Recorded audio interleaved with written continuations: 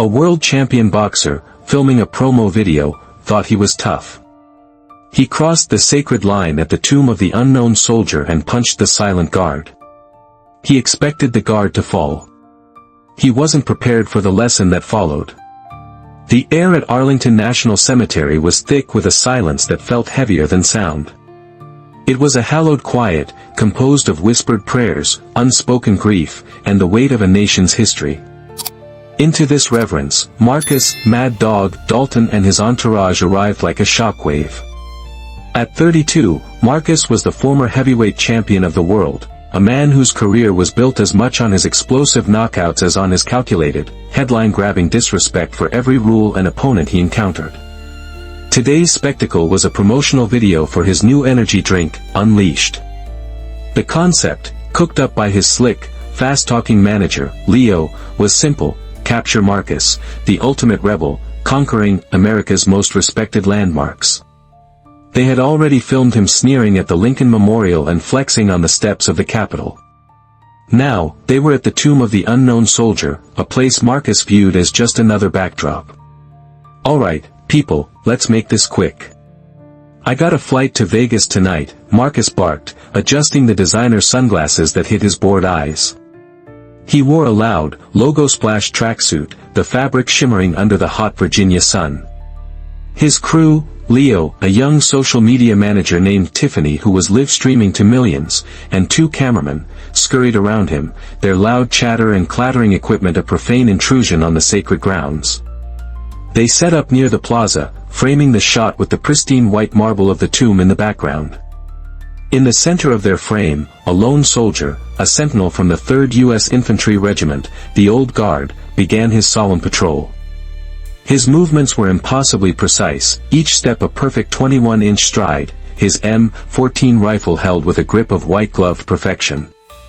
He was less a man and more a living monument, a symbol of unwavering duty. "Get a load of this guy," Marcus chuckled to his followers on the live stream, pointing at the guard. "Tin soldier. Probably melts in the rain." Tiffany giggled, angling her phone to capture his irreverent commentary. The small crowd of tourists and families who had been watching the guard in respectful silence turned to glare at them, their faces a mixture of disbelief and disgust. Marcus fed on their disapproval. It was his brand. The sentinel continued his walk, his face an impassive mask under the brim of his perfectly creased service cap. 21 steps. Turn. Face the tomb for 21 seconds. Turn again. It was a ritual of discipline so profound it seemed to bend time itself. "This is boring," Marcus declared. "We need some action. Leo, tell them I'm gonna step over the rope. Get a close-up with the tin soldier." Leo's face went pale. "Marcus, I don't think, this is federal property. These guys don't play." "They're playing dress-up," Marcus sneered. "What's he gonna do? March at me?" He looked at the camera, a wide, arrogant grin spreading across his face. "Y'all wanna see something crazy?" Before Leo could protest, Marcus unclipped the black velvet rope and took a deliberate step onto the sacred plaza. The air instantly became charged. A collective gasp rippled through the crowd. The sentinel stopped his patrol mid-stride. He turned, not with human speed, but with the mechanical precision of a turret. He brought his rifle to port arms, the movement a sharp, clean crack in the silence. "Sir," the soldier's voice was ice. It was devoid of emotion, a flat, powerful command that seemed to emanate from the marble itself. "Step back behind the rope." Marcus laughed, flexing a bicep for Tiffany's phone. "Or what, pal? You gonna get your uniform dirty?" He took another slow, mocking step closer. The sentinel's posture remained perfect, but his voice dropped, gaining a new, more dangerous edge. "Sir. Step back." It wasn't a request. It was a final warning before a threshold was crossed. For a moment, any sane man would have retreated. But Marcus Dalton's entire identity was built on never backing down. He saw this not as a warning, but as a challenge. He saw the millions watching online, the headlines he could generate. He turned to the camera, winked, and then, with a speed that had won him millions in the ring, he swung.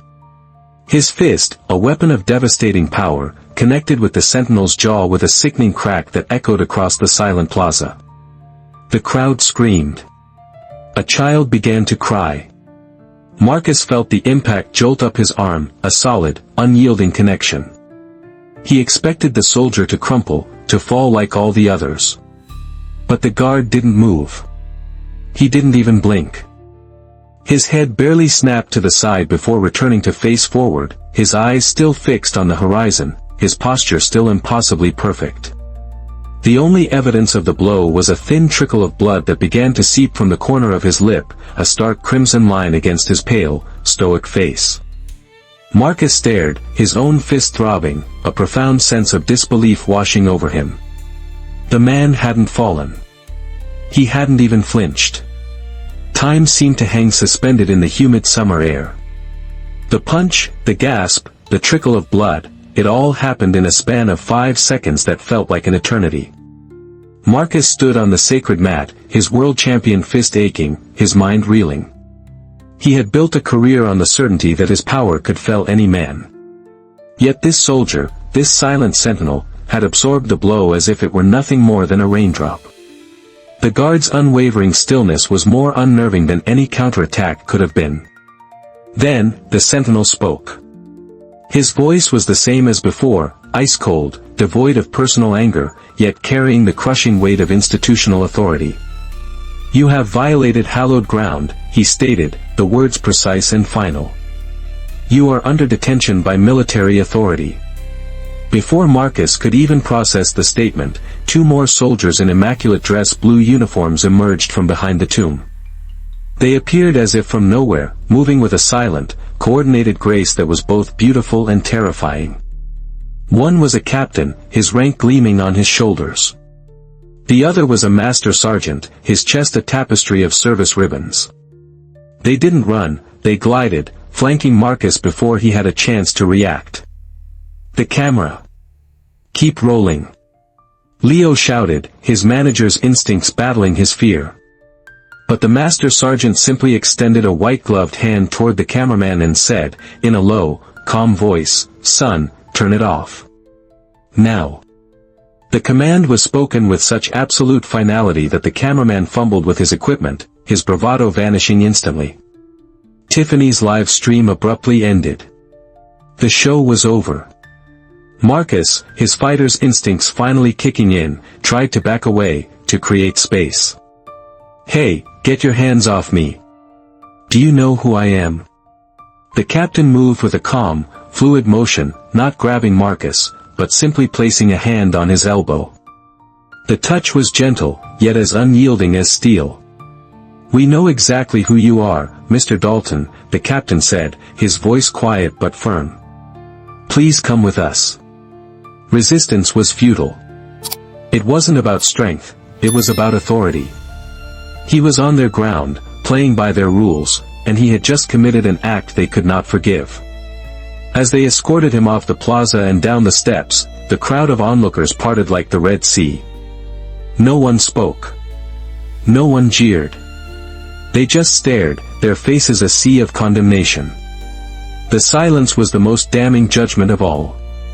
He could handle boos and insults, he had built a career on them. But this silent, collective shame was a new and deeply unsettling experience. It stripped him of his power, leaving him feeling naked and exposed. They sat him on a stone bench near the base of the steps, one soldier standing on either side of him, a silent, honor guard of his disgrace. His mind was a whirlwind of rage and confusion. What the hell just happened? It was just a punch. A publicity stunt. He demanded his lawyer, his manager, his phone. But the soldiers didn't respond. They simply stood there, perfect and silent, their presence a suffocating reminder of the gravity of his transgression. He felt like a child being disciplined, his millions of dollars and his championship belts utterly meaningless in the face of this ancient, unshakable code of honor. He had come here to project an image of power, but for the first time in his adult life, he felt completely and utterly powerless. The silence stretched on, each second a small lifetime of humiliation. He was trapped, not by bars or walls, but by a profound sense of having violated something sacred, something far more powerful than himself. As Marcus Dalton sat stewing in a potent cocktail of rage and humiliation, another figure observed the scene from a distance. Colonel Thomas Braddock, U.S. Army, retired, had been at Arlington that day for a quiet, personal reason, to visit the grave of a young lieutenant who had died saving his life in the Ia Drang Valley in 1965. He had seen the whole disgraceful affair unfold. He had seen the boxer's crass showmanship, the arrogant stride across the sacred line, and the shocking, ugly crack of the punch. Unlike the other tourists, however, Braddock felt not just outrage, but a deep, professional sadness. He was 78 years old, a small, wiry man whose unassuming appearance belied a lifetime of extraordinary courage. Around his neck, against the simple fabric of his polo shirt, hung the light blue ribbon and gold star of the Medal of Honor. He watched as the military police detained Dalton. He saw the boxer's blustering, his entitled demands, and the utter incomprehension in his eyes. And in that moment, Colonel Braddock decided to intervene. He understood that legal punishment would be meted out, but that wasn't what this situation required. This wasn't a crime to be punished, it was a lesson to be taught. He approached the captain who was overseeing Dalton's detention. The young officer saw the Medal of Honor and immediately snapped to attention, his posture radiating a deference that bordered on awe. "Colonel, sir," the captain said, his voice filled with respect. "At ease, Captain," Braddock said gently. "A disgraceful situation." "Yes, sir." "Unforgivable." Braddock looked over at the simmering boxer on the bench. "What's your plan for him, son?" "We're holding him for the MPs, sir. They'll transport him for processing. Assaulting a federal officer, trespassing on a restricted monument, he's in a world of trouble." Braddock nodded. He knew the procedure. But he also knew that a jail cell and a fine would teach Marcus Dalton nothing. It would only reinforce his narrative of being a rebel fighting against the system. "Captain," Braddock said, "before you hand him over, I'd like a word with him." The captain didn't hesitate. "Of course, sir. Whatever you need." To a man of his generation, a request from a Medal of Honor recipient was tantamount to a direct order from a god. Braddock's plan was simple, forged from a lifetime of leading men. He knew that you couldn't teach a man like Dalton with anger or authority. You had to dismantle his worldview, brick by brick, not with force, but with truth. His intelligence wasn't from a file, it was ingrained in his soul. He knew the story of this place, the meaning of the tomb. And he was about to use that knowledge as a weapon, aimed not at the boxer's body, but at the core of his arrogant, ignorant heart. He walked over to the young sentinel, Specialist Morales, who had been quietly relieved of his post and was now being examined by a medic. The guard's jaw was already swelling, but his eyes were clear, his posture still perfect. "You all right, son?" Braddock asked softly. "I'm fine, sir. Just a little bruised." "You held your bearing, Specialist. You did the uniform proud." "Thank you, sir. It's my duty." Braddock placed a hand on the young man's shoulder. "Now, I'm going to go do mine," he said, and turned toward Marcus Dalton. The psychological operation was about to begin. Colonel Braddock approached the bench where Marcus Dalton was being held, his movements slow and deliberate. Marcus looked up, his eyes filled with defiance, ready for another confrontation, another lecture from a man in uniform. But Braddock's demeanor was not what he expected. There was no anger in the old man's eyes, only a profound, weary sadness. "You think you're a tough man, Mr. Dalton," Braddock said, his voice low and steady, not a condemnation, but a simple statement of fact. "I'm the former heavyweight champion of the world," Marcus spat back. "I know I'm tough." Braddock nodded slowly. "I'm sure you are.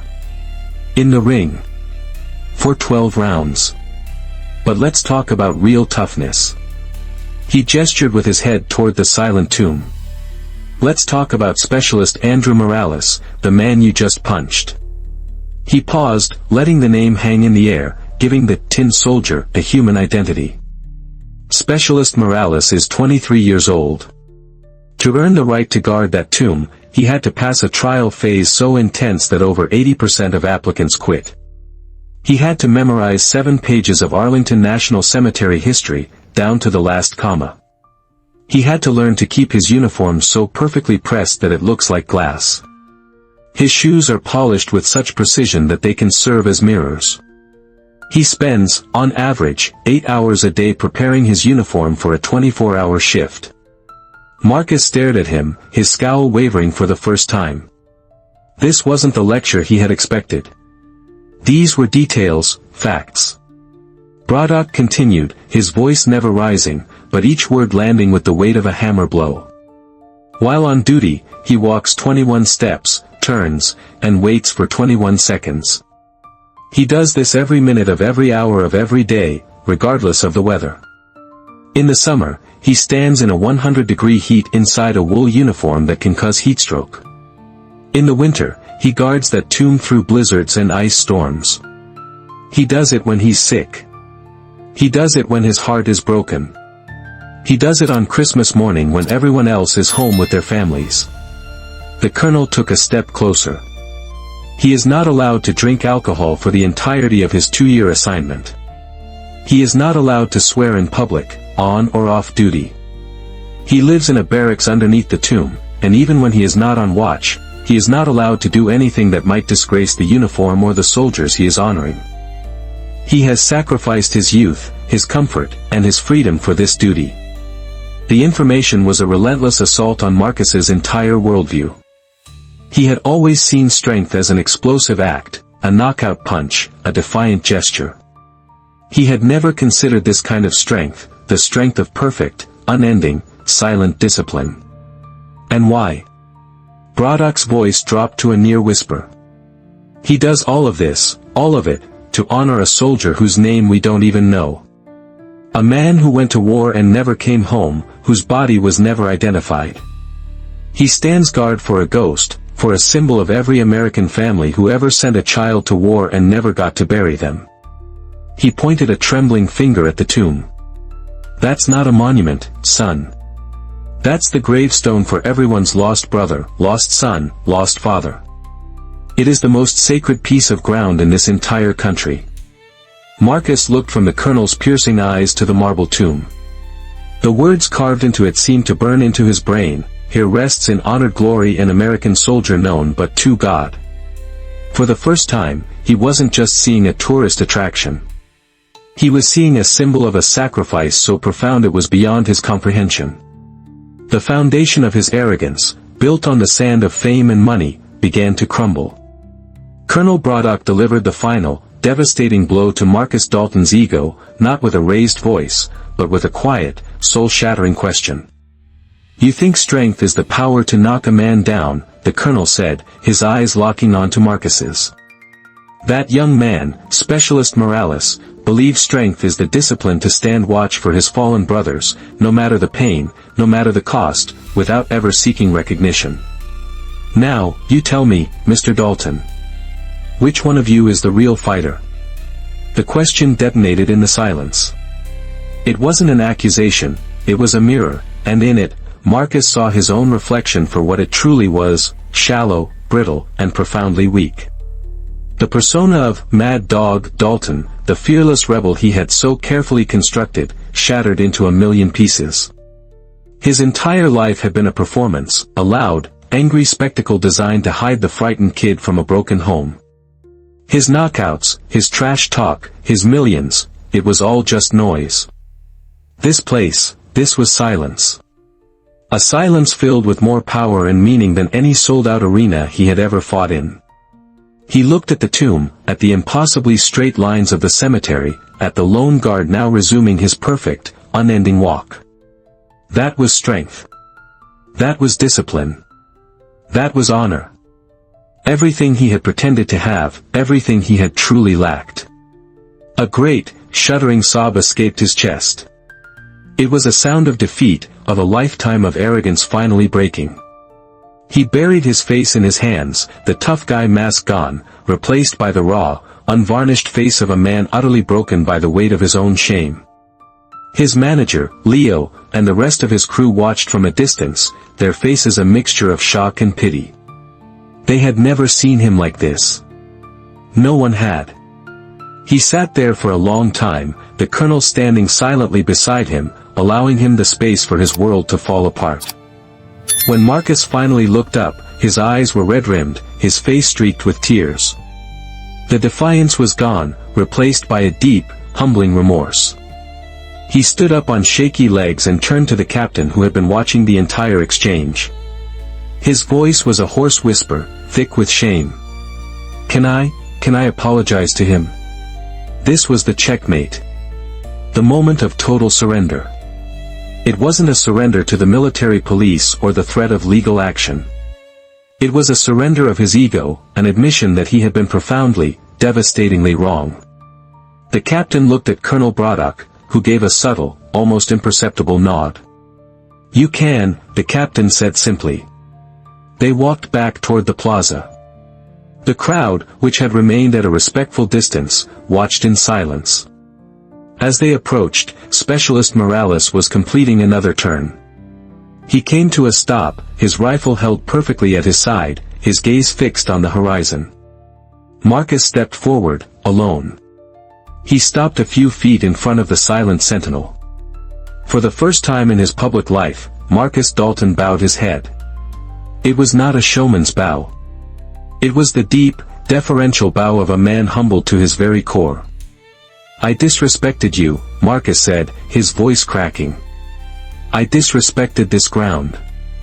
And I disrespected the soldiers you honor. I have no excuse. I am, truly sorry. Specialist Morales did not move. He did not nod. He did not blink. His duty did not permit him to acknowledge the apology. He remained a living monument, a symbol of unwavering discipline. But behind him, the master sergeant who had escorted Marcus earlier, who stood as the non-commissioned officer in charge of the relief, gave a single, almost invisible nod. It was a small gesture. But it was enough. It was an acknowledgement. An acceptance. As Marcus stepped back behind the rope, his shoulders slumped, a single person in the crowd began to clap. A slow, hesitant applause. Then another joined in, and another. Soon, the entire plaza was filled with the sound of a rising ovation. They were not applauding the boxer he had been. They were applauding the man he was struggling to become. Marcus Dalton accepted the consequences of his actions without protest.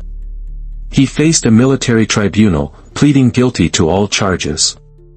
Given his profound and public remorse, and a powerful character statement from Colonel Braddock, he was spared jail time. His sentence was a substantial fine, which he paid immediately, and 500 hours of community service, to be served working with veterans organizations. The incident, dubbed the punch at the tomb, went viral, but the narrative had shifted. It was no longer a story about a celebrity thug, it was a story about redemption. The experience changed Marcus irrevocably. He never returned to the boxing ring. The shallow allure of fame and manufactured outrage no longer held any appeal. Instead, he found a new purpose. He used his own money to launch a foundation called 21 Steps, named for the solemn walk of the tomb guards. The foundation's mission was to work with at-risk youth and amateur fighters, teaching them not how to fight in the ring, but how to live with discipline, honor, and respect outside of it. The first lesson for every new student was a mandatory, guided trip to Arlington National Cemetery. You don't have to be a soldier to have a code, he would tell them, his voice quiet and firm. But you have to stand for something more than just yourself. 1 year later, Marcus returned to the tomb of the unknown soldier. He came alone. No cameras, no entourage. He wore a simple, well-tailored black suit. He stood silently among the tourists, watching the flawless, mesmerizing ritual of the changing of the guard. He watched as a new sentinel, just as young, just as disciplined as Specialist Morales, took his post. As the guard began his first solemn walk across the plaza, his path took him directly in front of where Marcus stood. As the soldier passed, Marcus stood perfectly still, his hands folded respectfully in front of him, his head bowed. The sentinel did not break his stride. He did not turn his head. But for a fraction of a second, a beat of time so small that almost no one would notice, his perfectly timed steps paused. A momentary hesitation. A silent acknowledgement between two very different kinds of fighters. Then, the perfect, 21-second rhythm continued.